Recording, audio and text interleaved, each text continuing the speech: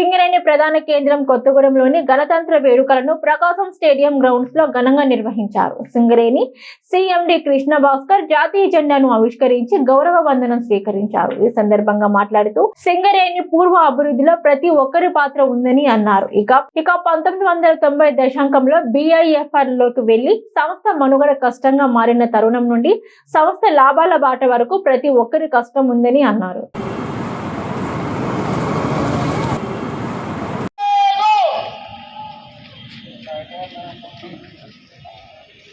अधिनायक जय हे भारत भाग्य विधाता पंजाब सिंध कलवंगा विंध्य हिमाचल यमुना गंगा उच्छल जलधि तरंगा तब शुभ नामे जागे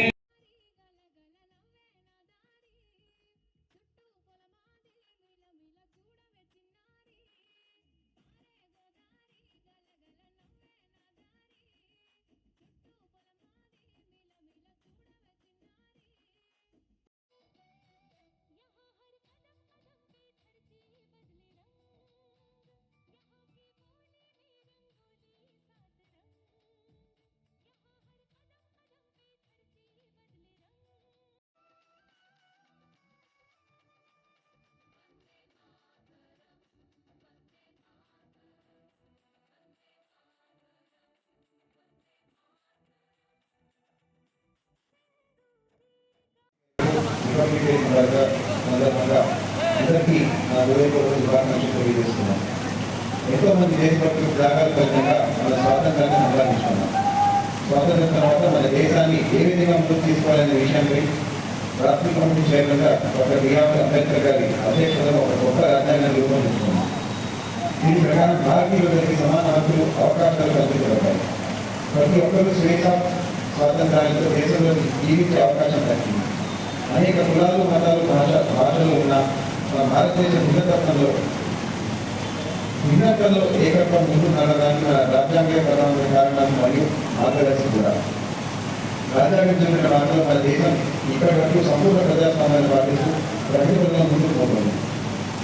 మనతో పాటు స్వాతంత్రం సాధించిన అనేక దేశాలు తిరుగుబాట్లు సైనిక పాలనలు నడుస్తుండగా మన దేశం మాత్రం పూర్తి ప్రజాస్వామ్యంలో ముందుకు పోతుంది. ఇది మనకి రాజ్యాంగం గొప్పతనం అని చెప్పడం రాజ్యాంగం అమలు జరుగుతున్న ఈ దినం ఎంతో సిద్ధం. ఈ సందర్భంగా దేశ స్వాతంత్రం కోసం మరియు దేశ అభివృద్ధి కోసం అహర్నిశలు శ్రమించి త్యాగాలు చేసిన మహనీయులకు మన అందరి తరఫున జయజయం చెప్తాను. రాజ్యాంగ సంస్కృతిలో ప్రతి ఒక్కరు ముందుకు సాగాలి, మన దేశ ప్రగతికి అమోఘ కృషి చేయాలని కోరుతున్నాను. దేశంలో అనేక ప్రముఖ సంస్థలు ఉన్నాయి. తక్కువ ఉన్న బుక్కు మన వినియోగదారులు తీసుకోవడం లేదు. ఎటువంటి మొహమాటం లేకుండా నారాయణ బుక్కు మాకు వదిలి చెప్పినారని ఇది అందరూ ఆలోచించాల్సిన విషయం. బుక్కు ఒక్కొక్కటే మన కంపెనీ నడపగలం, మన ఉద్యోగులు జీతాలు చెల్లించగలం. మరి మన బుక్కు మార్కెట్లో అమ్ముకోవాలంటే మన బుక్కు ధర తగ్గాలి, నాణ్యత ప్రమాణాలను పెంచాలి. ఈ రెండు ఇప్పుడు మన ముందున్న అత్యంత కీలకమైన సవాళ్ళు. ఈ సవాళ్ళు అధిగమించాలని ప్రతి అధికారి, ఉద్యోగి, కార్మికుడు, సూపర్వైజర్ ప్రతి ఒక్కరి కృషి చేసినప్పుడు మాత్రమే మన కంపెనీ భవిష్యత్తు ఉంటుంది. ఆ దిశగా ప్రతి ఒక్కరూ పనిచేయాలని వినియోగదారులు విశ్వాసం పొంది ముందుకు పోవాలని కోరుతూ అందరికీ శుభాకాంక్షలు తెలియజేస్తూ ముగిస్తున్నాను. జై సింగరేణి, జై తెలంగాణ, జై హిందీ.